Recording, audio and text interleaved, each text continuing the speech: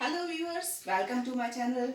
In the series of active passive, today I am going to take past simple tense. As you know, present tense के तीनों parts present simple, present continuous and present perfect मैं आपको इससे पहले videos में सिखा चुकी हूँ. होपफुली आपने वो वीडियोस देखे होंगे और आपने चैनल सब्सक्राइब कर रखा होगा. और अभी तक अगर आपने चैनल सब्सक्राइब नहीं किया है तो प्लीज फर्स्ट मेरा चैनल सब्सक्राइब कीजिए ताकि आपको प्रेजेंट टेंस के सारे वीडियोस मिल जाएं. और उसके अलावा भी मैंने काफ़ी वीडियोस एजुकेशनल वीडियोस उसमें डाले हुए हैं, तो प्लीज़ ज़रूर चेक कीजिए.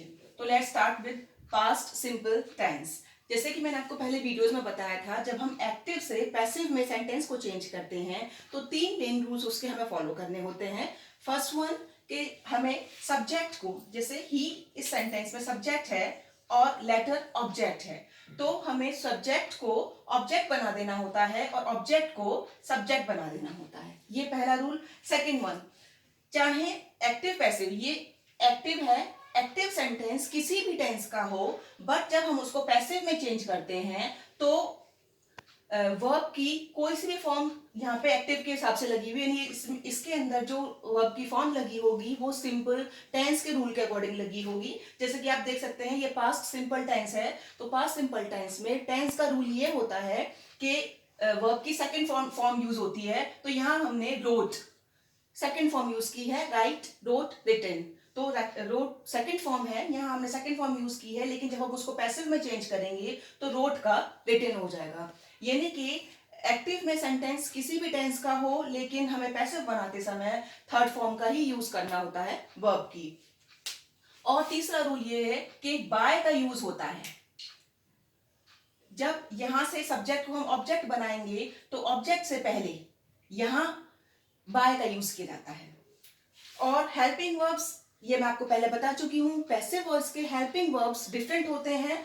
यहाँ पास्ट सिंपल के हेल्पिंग वर्ब्स वॉज, वर हैं. जब हम टेंसेस वाइज जाते हैं तो पास्ट सिंपल का हेल्पिंग वर्ब होता है डिड. लेकिन पैसिव वर्ब्स में जब हम जाएंगे तो एक्टिव से पैसिव बनाते समय हेल्पिंग वर्ब्स लगेंगे वॉज और वर. वॉज सिंगुलर के साथ, वर प्लूरल के साथ. ही रोट अ लेटर, ये सिंगुलर, हमारा ऑब्जेक्ट जो है यहाँ ये सिंगुलर है. एक्चुअली स्टूडेंट्स फर्क ये होता है कि ऑब्जेक्ट को जब हम सब्जेक्ट बनाते हैं तो हमें जो अपना वर्ब इस्तेमाल करना है, हेल्पिंग वर्ब जो लेना है, वो इसी के अकॉर्डिंग लेना होता है. इसलिए मैंने आपको हर तरह से सिंगुलर और प्लूरल दोनों सेंटेंसेस लिख करके समझा रही हूं मैं आपको. यहाँ लेटर सिंगुलर है, यानी हमारा ऑब्जेक्ट सिंगुलर है. अब जब हम इसको सब्जेक्ट को सब्जेक्ट बना देंगे, लेटर हमने यहाँ सब्जेक्ट बना लिया, a letter was helping verb आ गया, लेटर सिंगुलर है इसलिए वॉज आएगा. A letter was written, verb की थर्ड फॉर्म, बाय हिम. यहाँ हमने सारे रूल्स फॉलो किए. ऑब्जेक्ट को सब्जेक्ट बनाया, सब्जेक्ट को ऑब्जेक्ट बनाया, वर्ब की थर्ड फॉर्म लगाई और ऑब्जेक्ट से पहले बाय लगाया. ये ध्यान रखना है. लेकिन यहाँ हमारा ऑब्जेक्ट सिंगुलर था इसलिए हमने वॉज यूज किया है. अब हम आगे बढ़ते हैं. दे रोट अ लेटर, यहाँ हमारा ऑब्जेक्ट भी प्लूरल हुआ है, लेकिन ऑब्जेक्ट प्लूरल होने से कोई खास फर्क नहीं पड़ रहा. हमें फर्क पड़ता है सब्जेक्ट के प्लूरल होने से फर्क नहीं पड़ता, ऑब्जेक्ट को सब्जेक्ट सिंगुलर या प्लूरल के तौर पे हमें देखना होता है. तो यहाँ लेटर, यहाँ भी सिंगुलर है इसलिए अ लेटर वॉज रिटन. यहाँ भी हमने वॉज यूज किया है क्योंकि अ लेटर सिंगुलर है. बाय देम, दे का हमने ऑब्जेक्ट किया तो देम हो गया. अब ये आया प्लूरल सेंटेंस जहां पे हमारा ऑब्जेक्ट प्लूरल है.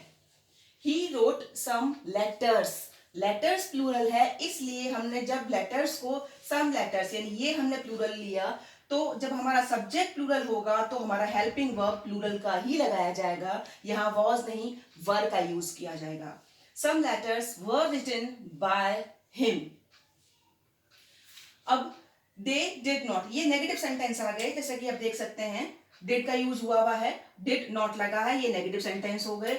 और मैंने आपको जब टेंसेस पढ़ाए थे तो उसमें मैंने आपको समझाया था कि पास्ट सिंपल टेंस में हेल्पिंग वर्ब डिड होता है, जो कि नेगेटिव और इंटरोगेटिव सेंटेंस में ही यूज किया जाता है. जब सेंटेंस पॉजिटिव होते हैं तो हेल्पिंग वर्ब डिड का यूज नहीं होता है. और एक रूल और है कि डिड के साथ में वर्ब की फर्स्ट फॉर्म का यूज होता है. तो ये इस सिंपल टेंस में, पास्ट सिंपल टेंस में आपको ये चीज स्पेशली ध्यान रखनी होगी कि जब आप नेगेटिव सेंटेंस होगा तो वहां डिड नॉट का यूज होगा, हेल्पिंग वर्ब का यूज होगा और वहां फर्स्ट फॉर्म लगी हुई होगी, they did not write a letter.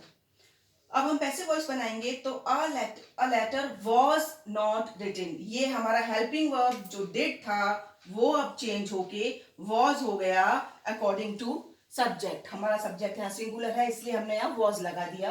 A letter was not written by them, he did not write those letters. यहाँ ही सिंगुलर है इससे हमें फर्क नहीं पड़ता, लेकिन लेटर्स यहाँ प्लूरल हो गया।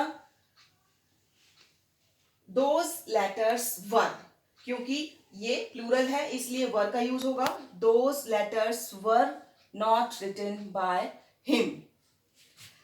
ये क्वेश्चन यहाँ से इंटरोगेटिव सेंटेंस शुरू हो रहे हैं। ये हमने हेल्पिंग वर्ब पहले आता है वो सेंटेंस लिया है, did he write a letter, did के साथ फर्स्ट फॉर्म लगी हुई है।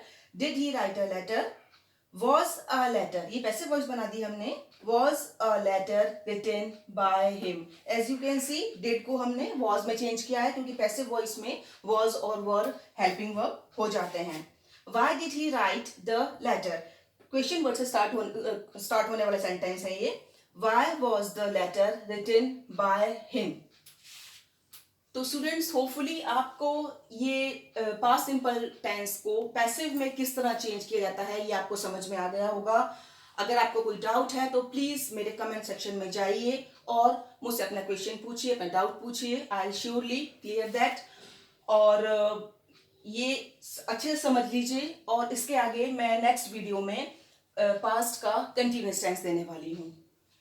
So keep healthy, stay at home.